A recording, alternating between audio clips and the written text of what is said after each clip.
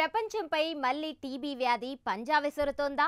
ఇప్పటికీ దక్షిణ తూర్పు ఆసియా ఆరోగ్య భద్రతా అభివృద్ధికి ఒక పెద్ద సవాలుగా మారుతోందా? ఇక్కడ ప్రతి ముగ్గురిలో ఒకరిని ఈ డేంజరస్ వ్యాధి కబలించేస్తోందా?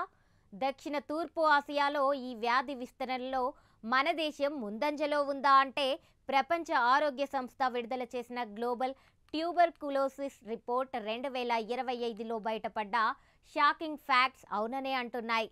ప్రపంచ జనాభాలో 4వ వంతు మంది మాత్రమే ఈ ప్రాంతంలో నివసిస్తున్నప్పటికీ ప్రపంచవ్యాప్తంగా ఏటా నమోదయ్యే కొత్త టీబీ కేసుల్లో మూడింట ఒక వంతు కంటే ఎక్కువ కేసులు కేవలం ఇక్కడే నమోదు కావడం ఇప్పుడు సంచలనంగా మారింది. దీంతో WHO టీబీ వ్యాధి నిర్మూలనకు ప్రభుత్వాలు యుద్ధ ప్రాతిపాదికన చర్యలు చేపట్టాలని దక్షిణ తూర్పు ఆసియాలోని దేశాలకు హెచ్చరికలు జారీ చేసింది. ఈ క్రమంలో టీబీ వ్యాధికి సంబంధించిన WHO రిపోర్ట్లోని గణాంకాలు దక్షిణ తూర్పు ఆసియా దేశాల్లో తీవ్ర కలవరాన్ని కలిగిస్తున్నాయి. ఇక ఆ గణాంకాల విషయానికొస్తే 2024 సంవత్సరంలో సుమారు 10.7 మిలియన్ల మంది టీబీ బారిన పడ్డారని, ఇందులో నుంచి 12.3 లక్షల మంది మరణిస్తారని నివేదికలో తేలింది. కొత్త కేసుల్లో అత్యధికంగా భారత్లోనే నమోదవుతున్నాయని రిపోర్ట్లో బయటపడింది. దాదాపు 2.71 మిలియన్లు భారత్లో ఉండగా ఆ తర్వాత బంగ్లాదేశ్, మయన్మార్, థాయిలాండ్, నేపాల్లో ఉన్నాయని సర్వేలో చెబుతున్నారు. ఈ ప్రాంతంలోని టీబీ ఇన్సిడెన్స్ రేటు వచ్చేసి ప్రతి లక్ష జనాభాకు కొత్త కేసులు 201గా ఉన్నాయి.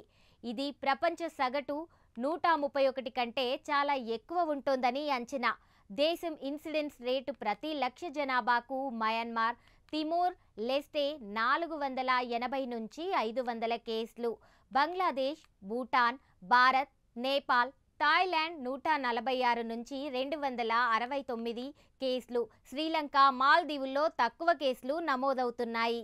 అయితే దక్షిణ తూర్పు ఆసియా ప్రాంతంలో టీబీ వ్యాధి నిర్మూలనకు అడ్డంకులతో పాటు చాలా సవాళ్లున్నాయి.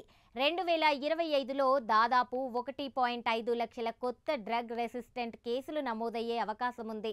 ఈ రకమైన టీబీకి ప్రామాణిక యాంటీబయోటిక్స్ పనిచేయవు. దీనికి చికిత్స క్లిష్టంగా ఉంటుంది, ఎక్కువ సమయం పడుతోంది, ఖరీదైనది కూడా. అయితే పేదరికం, బలహీనమైన ప్రాథమిక ఆరోగ్య సంరక్షణ, మౌలిక సదుపాయాలు టీబీ నివారణ, చికిత్స సేవలను పేదలకు దూరం చేస్తున్నాయి. హెచ్ఐవి సోకిన వ్యక్తుల్లో టీబీ వచ్చే ప్రమాదం ఎక్కువ ఉంది. వ్యాధి సోకిన వారిలో అందరినీ గుర్తించలేకపోవడం అయినప్పటికీ బంగ్లాదేశ్, భారత్, థాయిలాండ్లలో కేస్ డిటెక్షన్ మెరుగైందని నివేదిక పేర్కొంది. ఇక టీబీ అనేది మైకోబాక్టీరియం ట్యూబర్కులోసిస్ అనే బ్యాక్టీరియా వల్ల కలిగే ఒక అంటువ్యాధి. ఇది ప్రధానంగా ఊపిరితిత్తులపై ప్రభావం చూపుతోంది. కానీ మెదడు, వెన్నుముక, కిడ్నీలు, ఎముకలు లేదా ఇతర శరీర భాగాలకు కూడా వ్యాపించవచ్చు. టీబీ ఉన్న వ్యక్తి దగ్గినప్పుడు, తుమ్మినప్పుడు లేదా మాట్లాడినప్పుడు గాలి ద్వారా ఈ బ్యాక్టీరియా ఒకరి నుంచి మరొకరికి వ్యాపిస్తోంది. ఇక 3 వారాల కంటే ఎక్కువ రోజులుండే పొడి దగ్గు లేదా కఫంతో కూడిన దగ్గు, దగ్గుతున్నప్పుడు కఫంలో రక్తం పడడం, ముఖ్యంగా పగటి పూజ జ్వరం రావడం, రాత్రిపూట అధికంగా చెమటలు పట్టడం, కారణం లేకుండా బరువు కోల్పోవడం, ఆకలి మందగించడం, నిరంతరం అలసటగా బలహీనంగా అనిపించడం, శ్వాస తీసుకున్నప్పుడు లేదా దగ్గినప్పుడు ఛాతీలో నొప్పి లేదా అసౌకర్యం వంటి లక్షణాలుంటాయి. అయితే ముందు మనిషి శ్వాసకోశ వ్యవస్థపై అటాక్ చేసే ఈ మాయదారి వ్యాధి నెమ్మదిగా శరీరంలోని ఇతర భాగాలకు వ్యాప్తి చెందుతుంది.